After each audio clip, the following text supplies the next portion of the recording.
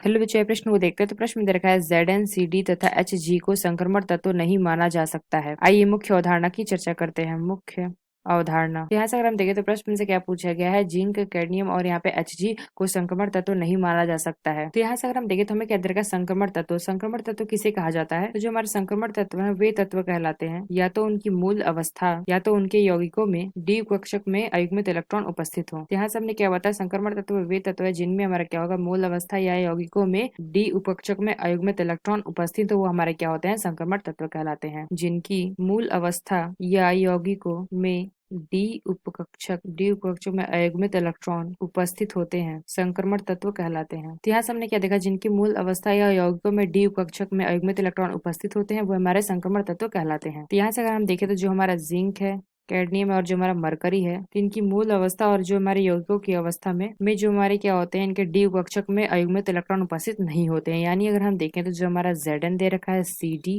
और हमारा Hg, तो इसका अगर हम देखें इलेक्ट्रॉनिक विन्यास लिखेंगे तो Zn का हमारा क्या हो जाएगा Ar, और यहाँ से अगर हम देखें तो 4s2 और ये हमारा क्या हो जाएगा 3d पे 10, और यहाँ से अगर हम देखें तो ये हमारा क्या हो जाएगा Kr 5s2 4d10, और यहाँ से अगर हम देखें तो Hg का हमारा क्या हो जाएगा Xe 6s2 4f14 5d10। तो यहाँ से हमने क्या देखा, यहाँ पे हमारा क्या है, अयुग्मित इलेक्ट्रॉन उपस्थित नहीं है, क्योंकि यहाँ से अगर हम देखें तो डी में हमारा क्या है 10 इलेक्ट्रॉन है। यहाँ भी हमारा क्या देखा, जो हमारा डी है इसमें हमारा क्या है 10 इलेक्ट्रॉन है, यहाँ भी हमारा क्या है 10 इलेक्ट्रॉन है, और मैक्सिमम डी में हमारे क्या होता है 10 इलेक्ट्रॉन आ सकते हैं। तो यहाँ से अगर हम देखें तो अयुग्मित इलेक्ट्रॉन की संख्या हमारी क्या है, 0 है तीनों में, इसलिए हम कह सकते हैं कि इसको हम संक्रमण तत्व नहीं मानते हैं। यहाँ से अगर हम देखें जो हमारे ऑक्सीकरण अवस्था इनकी होती है, ये हमारी क्या होती है धन 2 ऑक्सीकरण अवस्था देते हैं तीनों। यानी हमने क्या देखा, यहाँ पे हमारा क्या होता है, इनके मूल अवस्था या यौगिकों में डी कक्षक में अयुग्मित इलेक्ट्रॉन उपस्थित नहीं होते हैं, इसलिए हमारे कहते हैं संक्रमण तत्व नहीं कहलाते हैं। यानी हम कह सकते हैं जो हमें यहाँ पे दे रखा है कि ZnCd तथा Hg को संक्रमण तत्व नहीं माना जा सकता है,